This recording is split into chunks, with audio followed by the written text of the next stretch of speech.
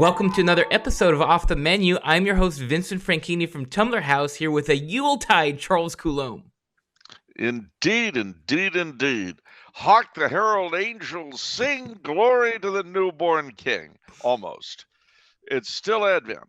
But unfortunately, ladies and gentlemen, next Saturday, well, I mean, it's not unfortunate, but next Saturday is going to be Christmas Eve. And the following Saturday is going to be New Year's Eve.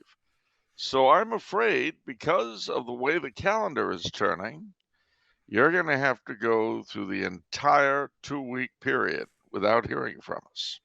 However,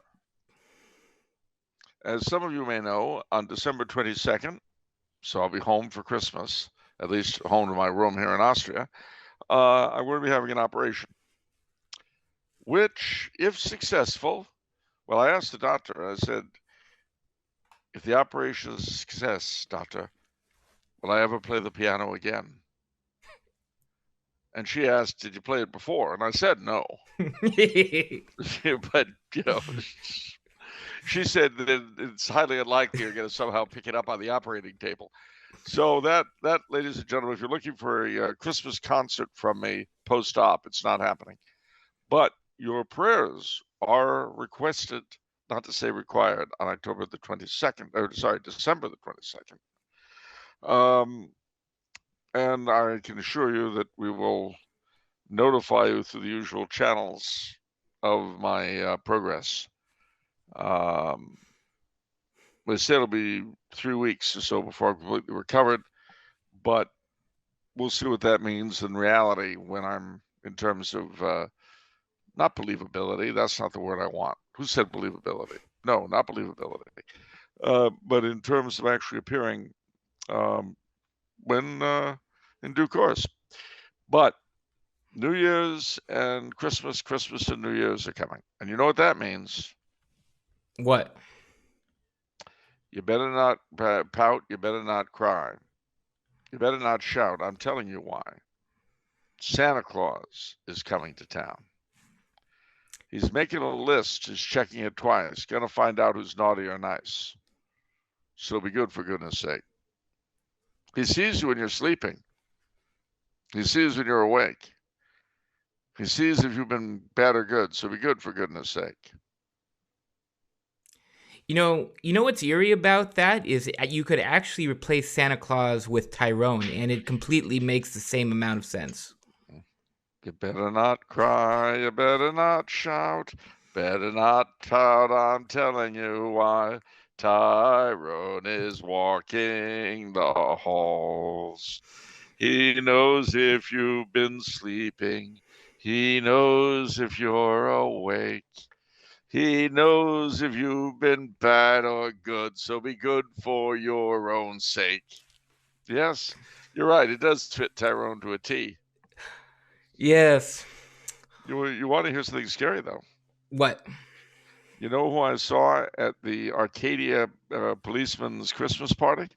What? Tyrone in deep conversation with Chief Clancy.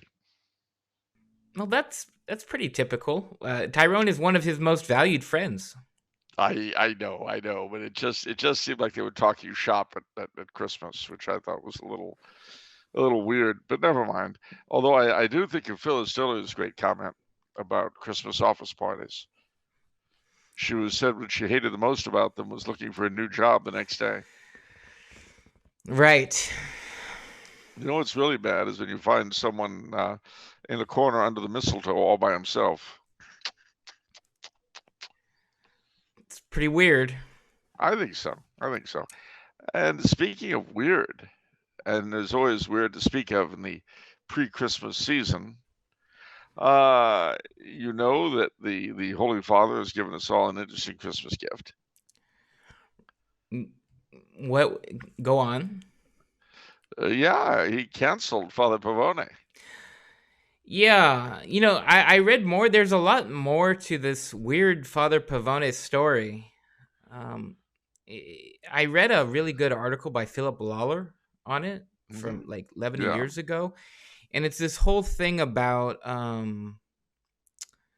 is a nonprofit organization subject to oversight by the diocese.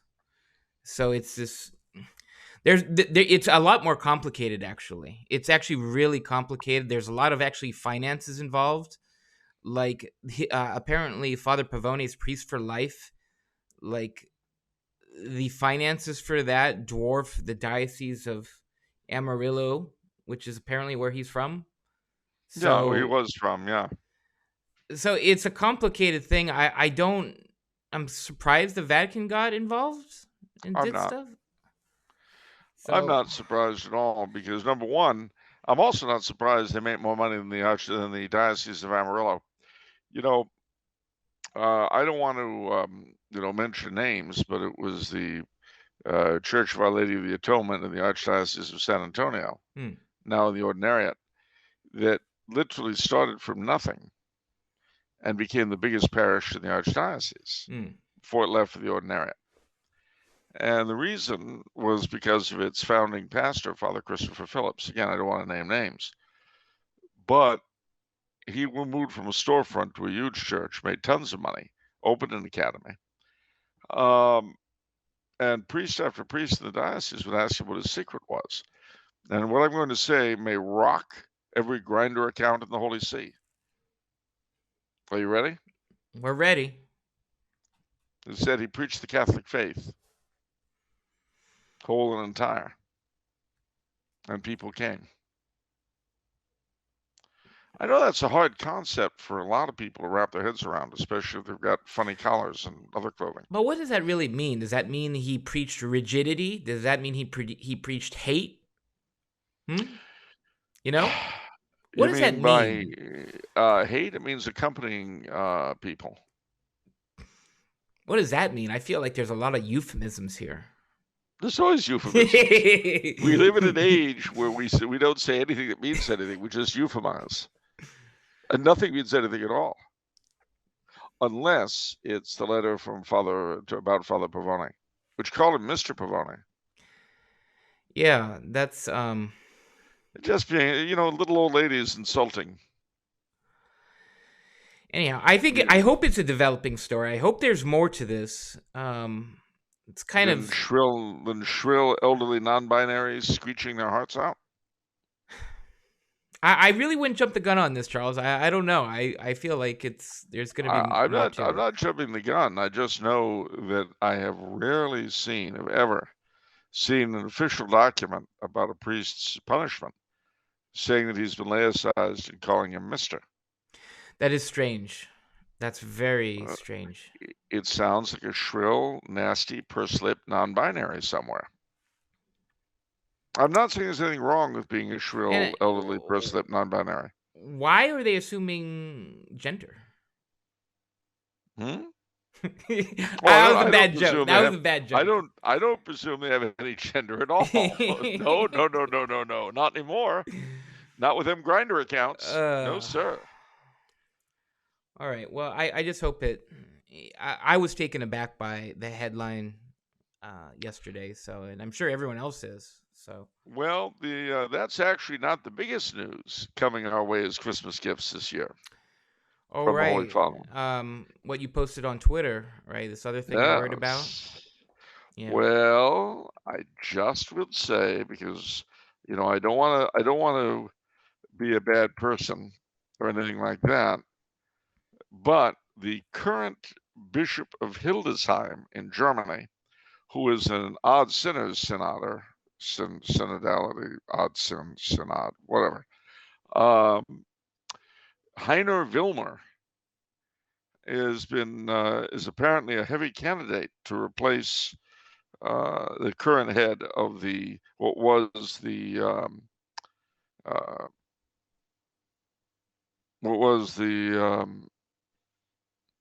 Congregation for the Doctrine of the Faith. Yeah. Now it's the dicastery for something or other.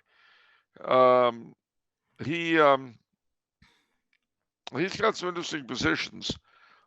He said that although he's a willingly passionate celibate religious, he said that celibacy would be even better if it wasn't mandatory for all clerics. So he's an interesting guy. He what you call it? book is called Gott ist nicht nett. God is not kind, which is an interesting title. Yeah, interesting person all in all. And everyone I know in Germany, and I know quite a few, tell me that his being in that position would be an utter, um, disaster. Oh, you didn't go with a euphemism on that one. Yeah. Well, I mean, he says that abuse of power is in the DNA of the church. There's structures of evil in the church. And now Uh, I'll proceed to abuse the people I feel that need abused, to be abused, yep. right? It's time That's to how it time to works. abuse. Time to abuse more people. Okay. But on a happier note, we'll put all that aside. And you know why? Why? One of the devil's great strategies is to make everything pleasant bad and annoying. You'll find that very often just before Christmas, just before Easter, the news, especially church news, often hands us garbage to get us annoyed, to get us off track. The truth is that whatever is going on in Rome or Washington or any other place where the rich and famous gather, um, Christ is still going to be born again. Christmas is still coming, and New Year's and the Epiphany. And in 10 years or 20 or 100, the people who agitate us now will be dead and gone. We all of us, but the rich and powerful the most, take our little moments upon the stage and we prattle about and have our say and jump up and down and think we're important. But we all die. So we should be joyous instead. We should be happy. Because the victory has been won despite the seeming long loneliness that waits between us now and our judgment. You know, there was an interesting thing St. Thomas had to say. The question was, if God through Christ allowed all men to resurrect, why do we have to go through the difficulties of life now? And his response was interesting. Even though if we persevere in the faith and do everything we should, we will share in Christ's resurrection after our own deaths. We can unite, and we are here to unite all of our current pains and sufferings to his on the cross. A little bit compared to all that he did for us. And so, when we think of these things, ladies and gentlemen, we get very upset and annoyed. We have to remember to unite them with him. And never more than when he comes to us not as a resurrected God man, not as the sufferer on the cross, but as the infant, the harbinger of the incarnation. And that's the time we're celebrating. So let's get into it. Let's cast off dull care.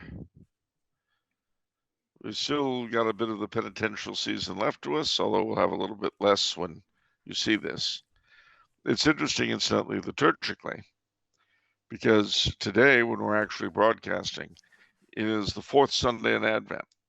Usually, the last week of Advent does not get every day played out. But I think this year, let's check with our friends at Sensus Fidelium.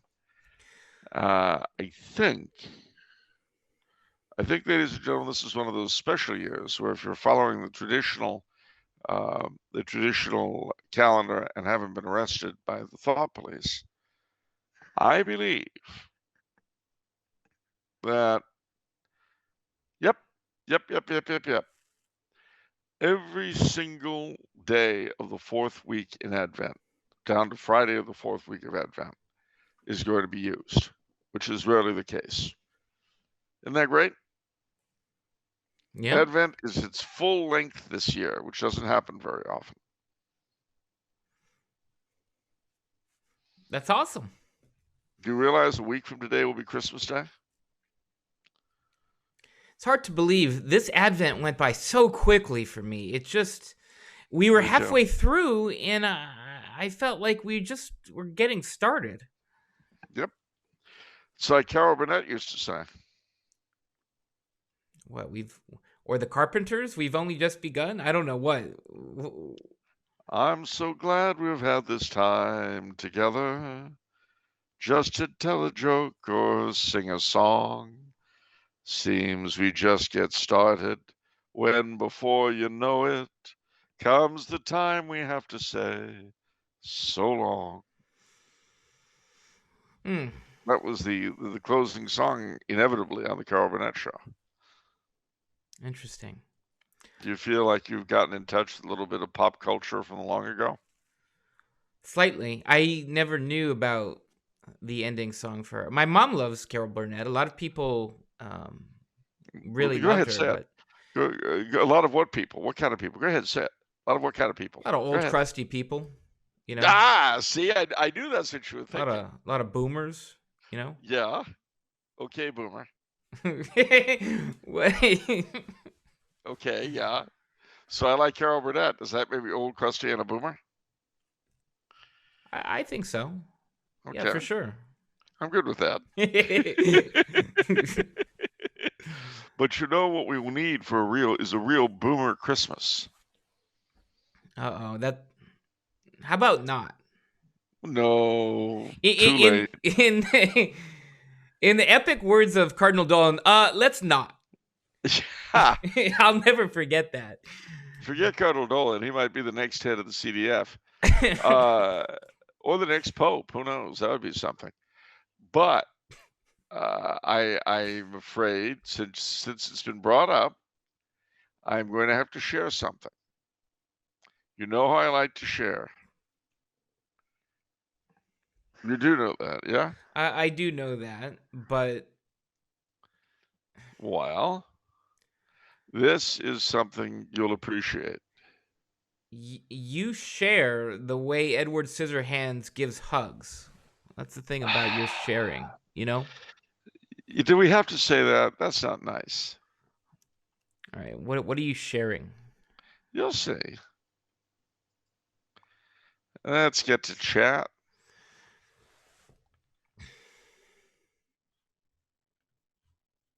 There we go.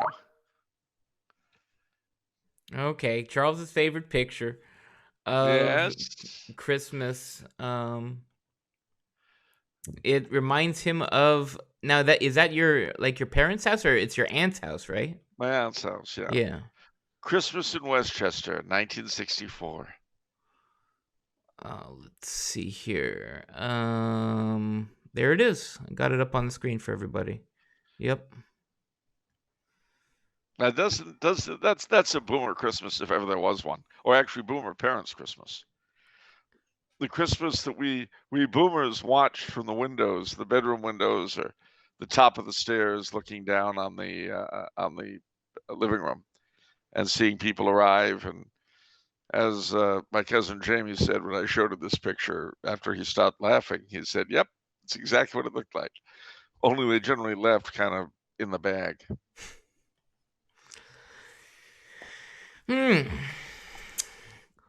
All right. Do people today associate Christmas parties with drinking? I think so, generally. You know, actually, speaking of, this is a perfect transition. Thank you for doing that, Charles. Here to help. Christmas party last Thursday. I was at a really nice restaurant, and I asked the bartender for a Tom and Jerry's, and he was a really good bartender too. He was really legit. Did he make it? He said no. He kind of gave me a little bit flippant answer. He's like, I don't have 2 hours to make the batter.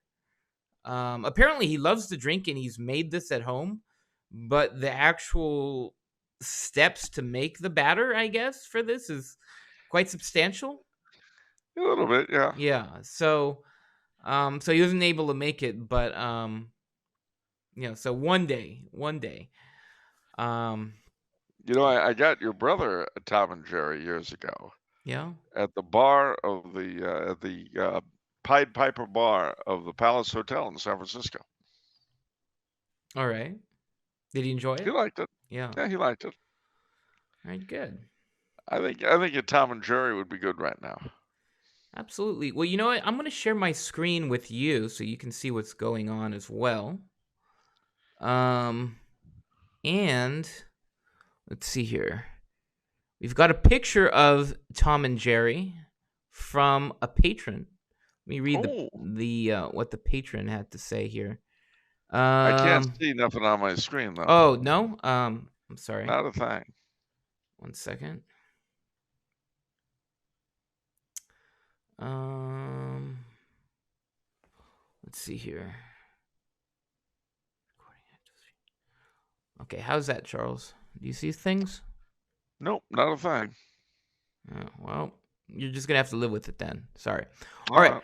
right. Anyhow, it's just a picture of. Whoops. Okay. Do you still don't see anything? No. Wow. Okay. Um. So it's a picture of Tom and Jerry. It's a bunch of mugs that says Tom and Jerry on it. I guess these are very classic. Some classic china. And Domestic Coffee Man Bill says, "Look at the treasure I found at the antique store today. Just think, if I hadn't watched last week's episode of Off the Menu, I would have passed over this forgotten gem of yesteryear and missed out on additional Christmas joys. One of the many benefits to be had from being a viewer. Um, I like to imagine that somewhere off the beaten path there is a booth in a flea market or antique store, fully stocked with product 19." Wow. I wonder if it's possible to get product 19 anywhere. I don't know. Ladies and gentlemen, if you want to send me boxes of product 19 care of Tumblar House, I'll take it. All right. Oh, the long death of product 19.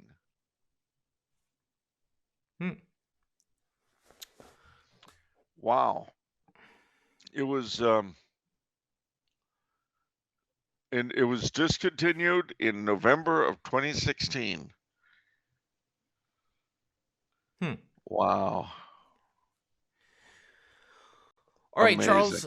Are you ready for the memes of production? I am. Nationalize them for the common good. We've still got this screen that doesn't show me anything, though. Really? Oh, that's so disappointing. Oh, well.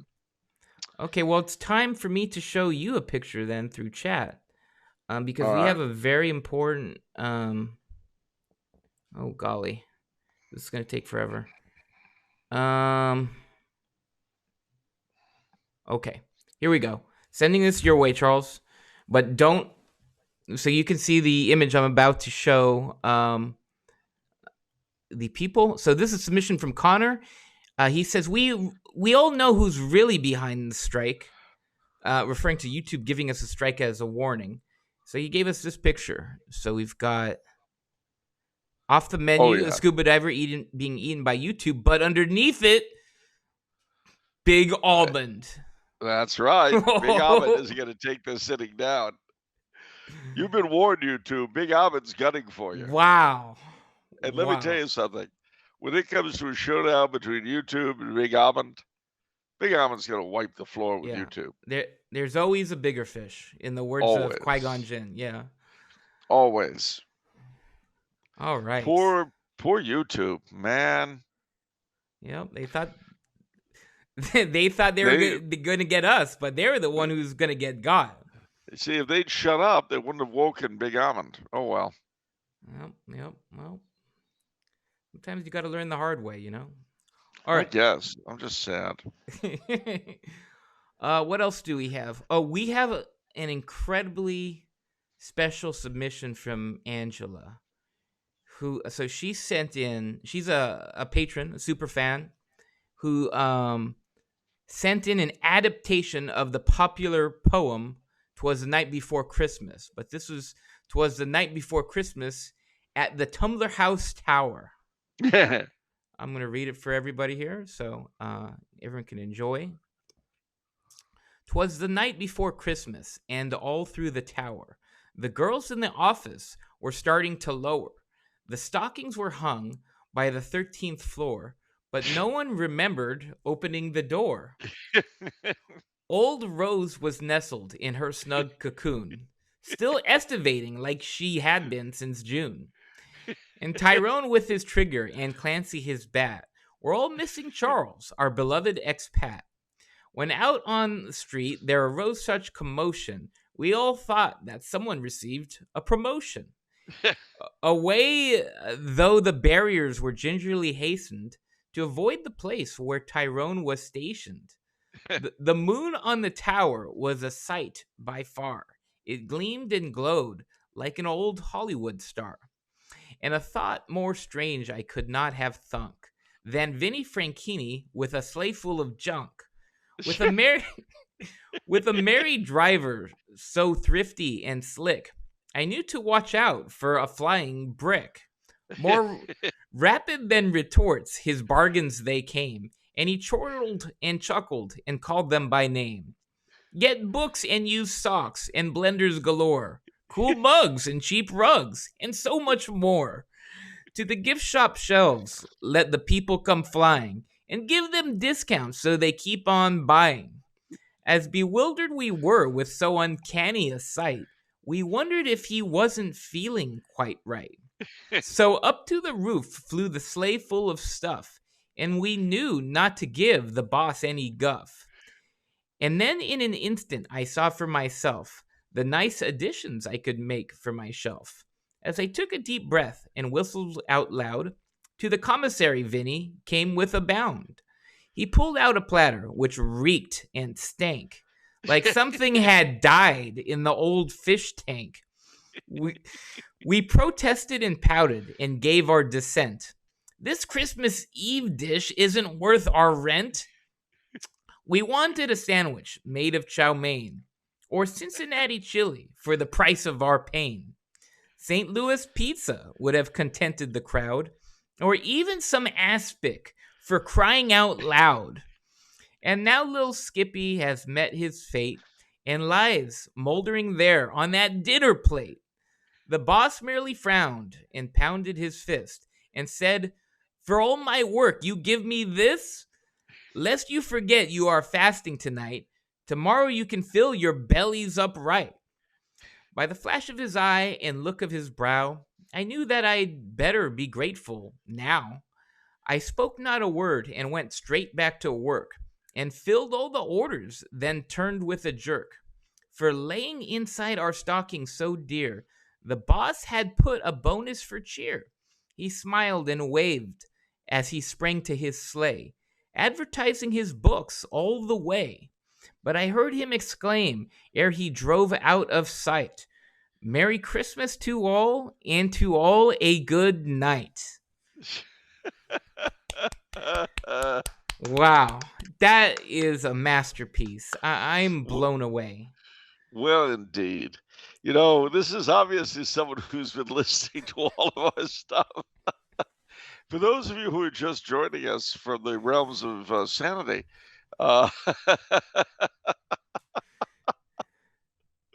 well, indeed, everyone here at the Tumblar House Tower is looking forward to the New Year and to Christmas and to the Epiphany and everything else.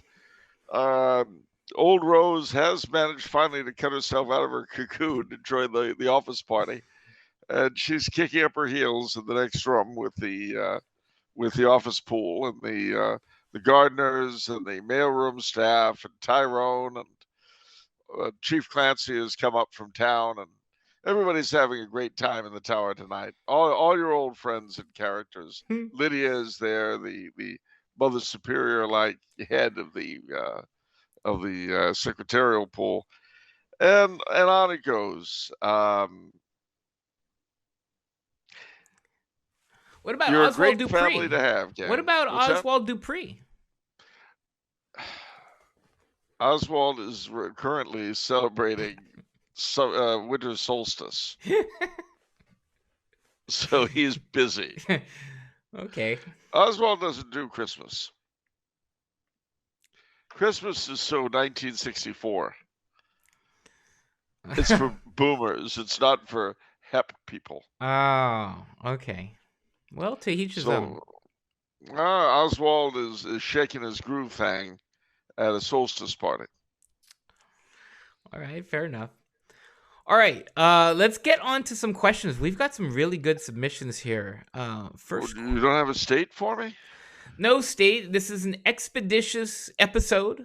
We're really short on time this week because it's a crazy week. So All right, let me talk about. I'll give you a state for the week: confusion. The state of confusion is really a place I've spent a great deal of time in. I really can't tell you much about it because if I could, I wouldn't be confused. There you go. wow. All right. Thank you for that, Charles. You're welcome. All right. Quick guide. All right. So Warren submitted a question. He says, "Christmas gifts. Hello, Vincent and Charles. Given that we are nearing Advent and approaching Christmas, the thoughts of children worldwide are turning to what will be under the tree. There are many classic toys, army men, blocks, and the good old Lionel train set. We know these are all great choices according to conventional wisdom. Yet we know that conventional wisdom does not consider aspic and chow mein sandwiches good choices for food. With this in mind, I humbly ask Charles, what is his toy equivalent of Product 19? A Marks Company Fort Apache playset. That sounds cool enough. What's that? So what's that involved? Cool. Well, it involved a plastic fort with pioneers and troops and Indians and all that. And it was just what it sounds like. That's sort of like the Green Army Men, like from yes, a long time ago. Blue. Yeah. Yeah, but they were blue. And I was it all like one big piece, like the setting? Was it like some fold up thing, or was it how like Barbie Playhouse is like back in the day? It came in a big box. Let me see if I can find a sample for you online. Fort Apache playset, 1960. That will do it. Yeah, that's exactly the one I got when I was a kid. Although, well, it didn't have a Canadian flag like that one. There we go. All right. Let me see. Where are you? There you go.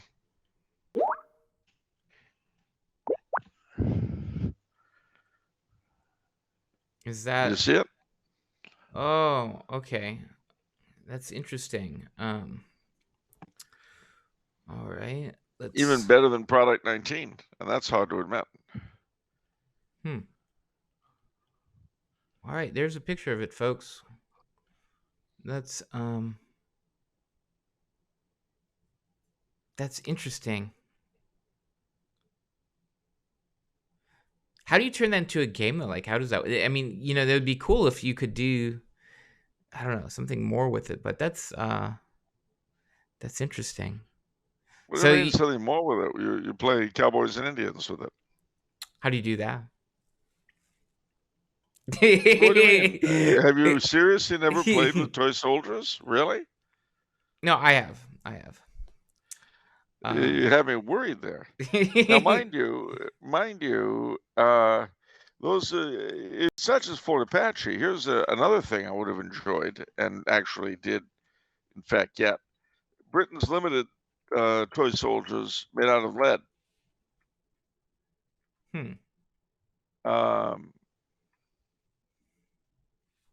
Let me see if I can show you an example. I would say my equivalent of this would be something relating to Teenage Mutant Ninja Turtles, like a Teenage Mutant Ninja Turtle set, but then like part of it is like this machine where like ooze was dripping down. It was really cool.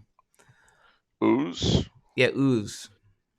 Ooze was really an important thing in the 90s. Slime and ooze. We were really into that. I've never liked slime or ooze. There you go. There was a set I had as a kid as well. Those look like handcrafted. Well, they weren't Almost. quite, but they were close to it. Hand painted, anyway. Or yeah, hand painted. All right. Very cool. Question from Angela, who had submitted the poem. I had two questions from Angela. She All right. says, "Greetings to our champion Charles and the invincible Vincent. I hope you are both well and blessed in this holy season. My first question concerns the role of Moravia in the history of Europe. What are its achievements as well as the unique character of its people and customs? Except for consuming Boris, alias Lil Skippy, our carp friend slash Christmas vigil repast. My great grandfather came from a small village in southeastern Moravia, so I'd appreciate any insight Charles could offer." Well, there's Moravia and there's Moravia in the sense that there was a Slavic kingdom under the famous Svatopluk in the 900s called Great Moravia, which predated the Magyars who came in later.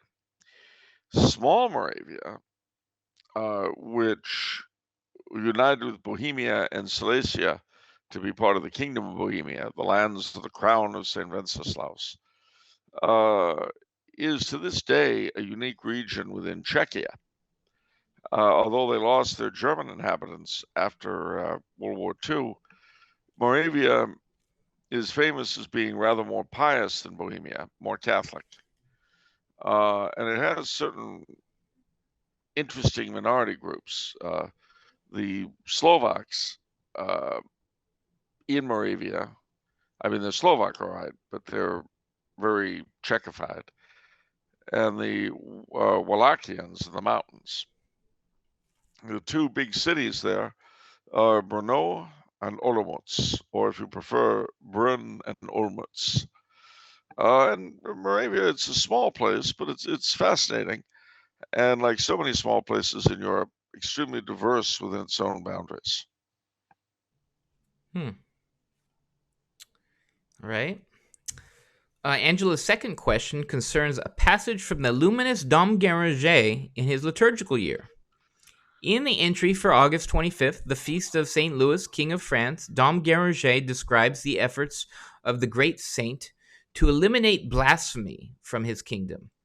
Then the writer quotes St. Augustine, quote, "It is thus that kings serve the Lord as kings, when they do in his service these things which only kings can do," end quote. I thought this was very profound, that God, through the virtue of holy anointing and the sanction of Holy Mother Church, gives kings the grace to repress certain evils in society, as well, I assume, secure certain graces for their people. Would Charles please illuminate for us what he believes are, quote, "these things which only kings can do," end quote? Well, you have to go back, of course, to the idea, to the ceremony, the rite of the coronation, which most Catholic kings have had. It was often described as a sort of eighth sacrament in a sense, in that it sets the king apart from other men. It calls down upon him the blessings of God for the purpose of rule.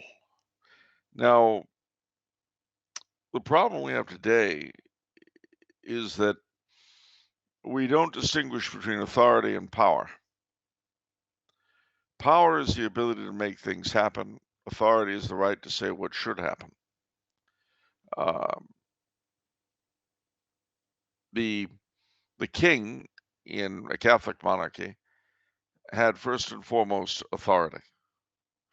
He had the right to say, thanks to his coronation by God through the church, he had, and through participation in the kingship of Christ, he had the right to say what ought to be done, but he also had obligations. He had the obligation to defend his people, to do justice to them, and ensure that it was done between them.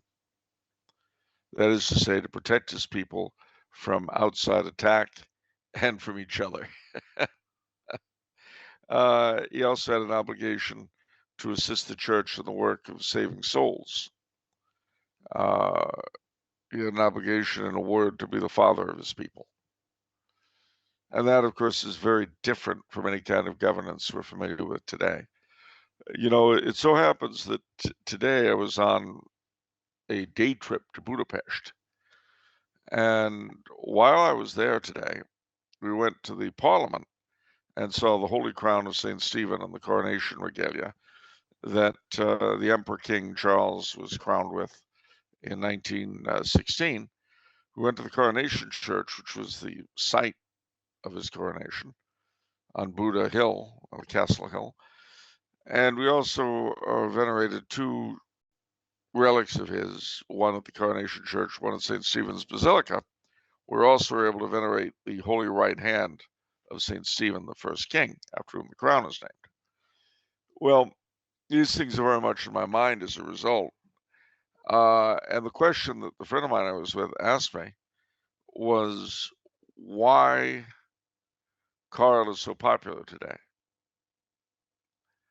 And my response was, because he is everything our current leaders are not, in every sense and in every country. The king was obligated to die for his people if necessary. That's something we're not used to. We're just not. The whole, I mean, I do believe that one reason why we have a hard time understanding or dealing with real leadership today is for the same reason we have trouble with fatherhood. If you think about it, like the king, the father has authority.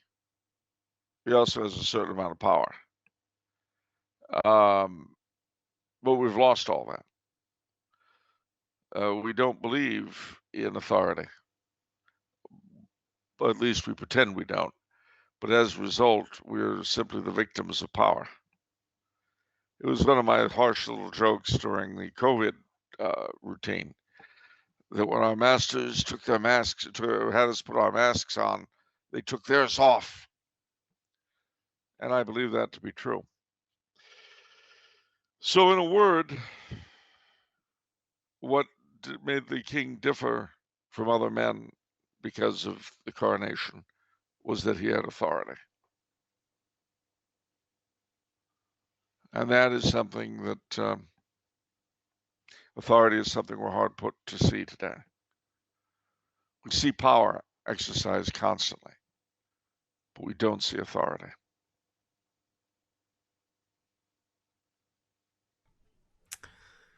I see. What? So that's what Garanger is referring to there. Yeah. Okay. I mean, did we? I'll just sort of gratuitously bring up these various powers that certain kings had, right? That you've Well, mentioned before on the show, the power to cure scrofula. yeah, the kings of France and Spain, of France and England, had the power to cure scrofula. The kings of Spain to exorcise demons. The kings of Denmark to cure epilepsy. The hands of a king are the hands of a healer, as Tolkien tells us. And of course, in a larger and more symbolic sense, that really is the work of a king, to heal the wounds of his people. It's what St. Louis had to do when he became king of a country that had been torn by internal dissension. You know, we're talking about the role of a king, and if I remember correctly, once upon a time you had mentioned that it's to keep the king's peace. It's to keep peace. Yeah. Um, Well, as I say, one of the partly to repel outer enemies, but also to keep his subjects from damaging each other. The king's peace requires that the king's subjects live with each other peacefully. but so what I was going to get to is it feels like those in the positions of power, there's a fundamentally different philosophy behind what the government should do. Don't you Yeah, think? yeah. Well, I mean, to give you an example, in Britain, the government have recently issued a white paper about altering the behavior of the citizens for climate change. Well, you've got a twofold problem there. First is, if you're going to pretend you're a democracy, where does the government get off altering its supposed master's behavior? If government, if you're going to pretend you're a democracy, then the government is supposed to be the servants of the public, not their mentors. And if you're going to say they are their mentors, upon what basis? There comes the question of authority. Who gives them the right to change their subjects' behavior? And contrariwise, um, if you're going to say you don't believe that, you don't believe in democracy, okay, that's nice. What do you believe in? And upon what basis? Are you going to say that the government are smarter and wiser than the people they run? Really? How come? Says who? Prove it. Show me. From whence does their authority come? They would say it comes to the people. But the minute you say that you've got the right to rearrange the people's behavior, then obviously that's not where your authority comes from. Because you've said that your people are there for you to rearrange and play with. You've asserted that right. So you can't claim that that's the source of your authority. Authority has to come from a higher source. If you're going to say that the people are there to be rearranged and bullied into a different form of behavior, then they're not a higher source. They can't be a source of authority since you bully them and run them. So where does your authority come from? And if you're going to tell me because I'm in charge and you're not, warm boy, well, that's an answer. You've got the power, yes. I'm going to play devil's advocate. I'm going to say that they are empowered by the people to protect the people from themselves. That is circular reasoning if ever I heard it. Well, you're just saying words too. What's circular reasoning?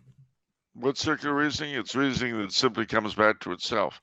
Protect the people from themselves? When did the people give them that right, and how and why? When they voted for them. Really? And then re-elected them. Was that true when Trump came in or when Biden came in? Was what true? That they were elected by the people and they have rights to rule them as they choose. Well, it was. Well, let's just say. Yes. What are we going to say? For the sake of argument, that it was always true. It was always true. Although they reverse themselves completely and elect people who are diametrically opposed to one another.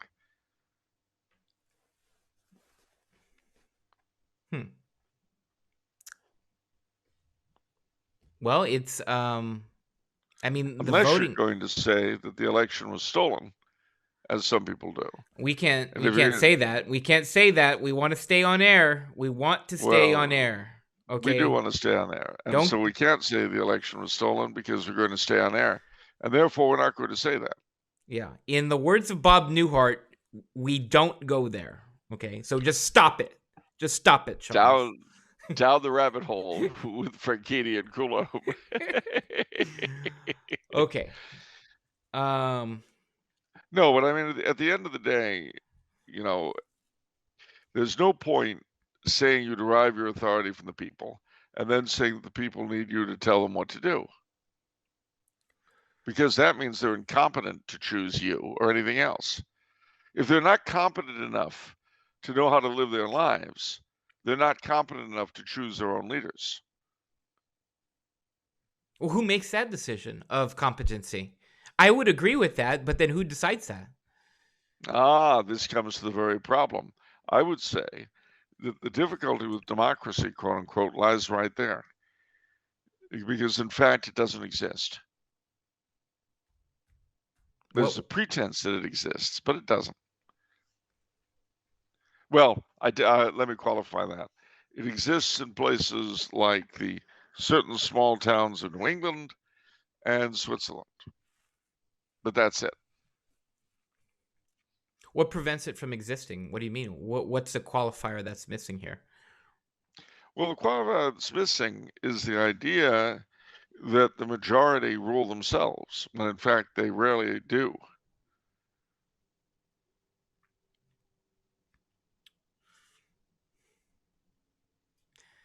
I mean, what if we? I mean, Let me give you a okay, concrete example from history. okay. In 1972, the vast majority of Americans thought that abortion was murder. The Supreme Court declared that it wasn't, and so poof, the views of the then majority vanished into thin air, and infants were murdered as part of the Constitution.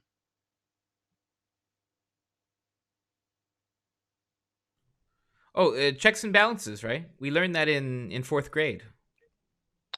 Okay. Sorry, I'm just regurgitating like Well, no, things and from school. and my response is that's nice, but it's not democratic. And mind you can make the argument that the founding fathers were not democratic. You know, I thought Washington commented on this, right? Sorry? Where I thought the first president, I thought Washington commented on the tyranny of the mob or something like that. He sure did. Yeah. So And isn't I that said the yeah? argument has been made that the founding fathers were not democratic, which is why you would often hear people of a more conservative turn of mind talk about how we had a republic, not a democracy.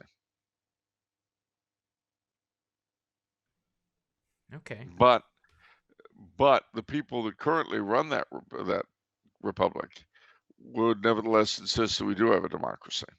So, and they're not a bunch of old dead guys in knee breeches and funny wigs. All right. Let's leverage this into a question from Vonday Radio, who straight up asks, "Who are your top 5 English monarchs?" Okay. Henry the Ninth, Charles the Third, James the Third, James the Second, Charles the First. How many are that? That's a lot. I think that's Now, it. if we're going to remove, because they didn't actually reign over England, if we are going to remove from that number James the Third, Charles the Third, and Henry the Ninth, then I would replace them with Henry the Second, Mary the First, and the real Mary the Second, known as Mary Queen of Scots. And if I can't have Mary Queen of Scots, I'll replace her with George the Third. All right. Can you give like a perhaps like a headline and like a very brief overview of why you picked each of those kings? Sure.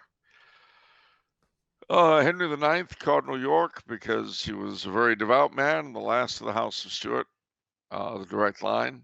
Charles III, Bonnie Prince Charlie, because of his coming so close to regaining the throne of his ancestors. James III, his father, because of his piety and long suffering. His father, James II, because he was a Catholic king and lost his throne for his faith. Charles I, because he lost his head for his faith, his people, and anything decent and good. If you make me dump the Stuarts, Henry VI, because he was probably a saint. I mean, James II is a servant of God, by the way. So is Henry VI. Mary I, because she attempted to undo the damage done by her father, Henry VIII. And the real Mary II, called Mary Queen of Scots, because again, she was a Catholic, etc., and she's a servant of God. If you don't let me have her because she didn't actually reign over England, then George III, because he was the last British king to attempt to truly reform the British Constitution in what I consider a positive manner, and because he really loved his American colonies, despite the ingratitude of the oligarchies of each one of those colonies, which led to the so-called American Revolution, our first Civil War. All right. So we're short on time on this crazy weekend. I'm sorry that we haven't put out a lot of content. It's just been Charles has had a thing. I've had a family medical emergency, so we're filming this. It's 2 a.m. Monday morning for Charles right now. So we're gonna try to do an hour long though episode. So final question for this episode is from Marianne, who says, Okay. "Dear Charles and Vincent, I have a very serious question, although it's probably been discussed before. What's the best version of the Christmas Carol, and why is it the Muppets?" Well, all right. I actually don't think she's joking. Like, she's like around my age, and like, so it's like when that came out, I think we're approximately, really young. So the Muppets version is really good. If you're a kid and you're watching it, it really enhances the story. So I actually will fully back that, as kind of weird as that sounds. Well, I I know you're have going to to. disagree. You're probably going to say George C. Scott or something. No, I'm not. Interesting. Actually, Patrick Stewart? Question mark? no, No. Okay. no, Okay. no. A Christmas Carol, 1938, with Ah. Reginald Owen, Gene Lockhart, and so forth. Uh, that was the version I watched as a boy. It's the version I watch every year. I love the 1938 Christmas Carol. For me, it really captures the whole thing. I gotta see that one. I've never seen that. And usually I have Turner Classic Movies on the television. Well, let me see. Let me see if I can find it for you. It's a full film.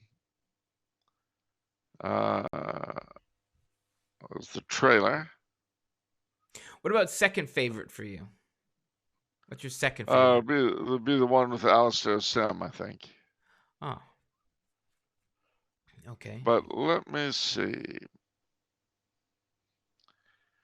Christmas Carol, 1938. They've got the. They have the. What do you call it? Oh heavens! It's on Facebook. Believe it or not. Awesome.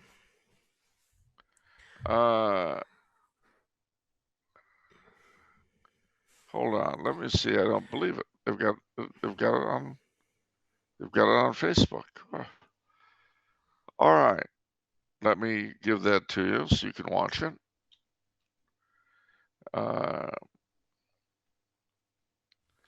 That's amazing.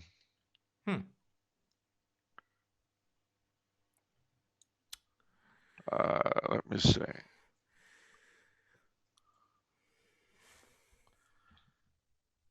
There. Now you can watch it to your heart's content. All You're right. temporarily blocked. What was that? I will share that in the summary of the video. Oh, you're temporarily blocked. Yeah. What does that mean? That doesn't mean anything. It's fine. That's just part of. Don't worry about it, Charles. Just part of technology. So I will include that in the description of this video for anyone who wants to watch that. That's pretty cool. All right, Charles, we got to wrap it up. We are out of time. Well, if that's the case, I will leave you all with this. We're all of us in very, very different places right now. Christmas is coming. New Year's Eve 2023, and then, of course, the Epiphany. So I'll leave you with this. I'll be home for Christmas. You can count on me. Please have snow and mistletoe and presents under the tree. Christmas Eve will find me where the love light gleams. I'll be home for Christmas, if only in my dreams. So, a Merry Christmas to you all, ladies and gentlemen, and a happy 1964. And we'll see you. Wait, what? What? I said a happy 1964. Do we just do the time warp or something? Do we get stuck in some happy place. Time vortex? Okay. We'll see you, baby New Year 2023. Well, it'll be 1964 for me, but never mind. Okay. All right, you stay in your happy place, Charles. I'll stay in my happy place. I think we should all be in our happy places. If I were Father Pavone right now, and I were directly spoken to by the Holy Father, you know what I would say? What? I'm in my happy place. All right. We'll see you guys later. Take God bless you. Wait a minute. What if it's Monday? It's off the menu. And so you save? May be your own. Merry Christmas.